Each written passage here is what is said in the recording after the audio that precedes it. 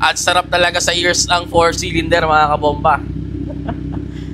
Inline 4. Good day mga kabomba, for today's video ay magko-cold start tayo ng ating big bike. Yeah! Bakit nga ba mahalaga ang cold start sa isang big bike? Actually, hindi lang naman po sa big bike, no? Pati na rin po sa mga small cc. Mas lalo na pagka matagal na hindi umandar.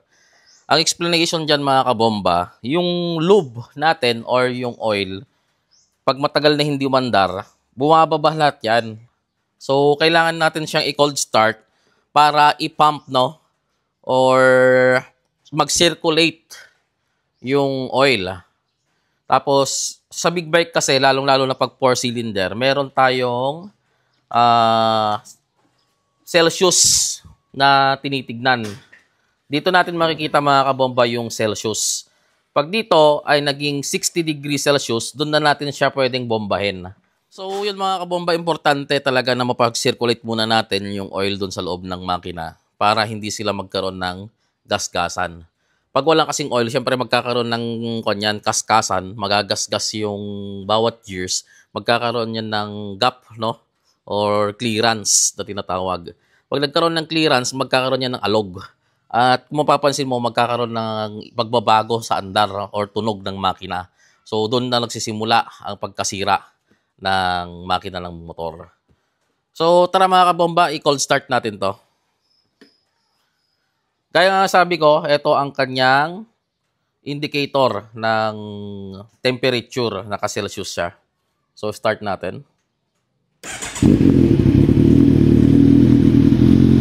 At 60 degrees Celsius ay pwede na natin bombahin pagka naka-60 na siya.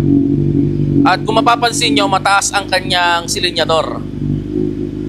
Habang tumatagal yan hanggang maabot nyo yung 60, bumababa yan. Pag bumaba na, doon, pwede na natin siyang bombahin. So, hintayin natin mga kabomba.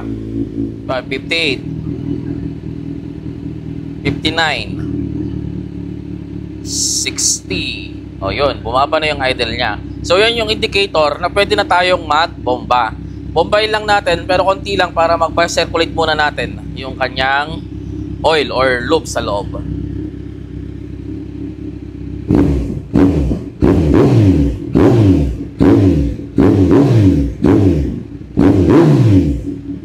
At sarap talaga sa ears ang 4-cylinder mga kabomba.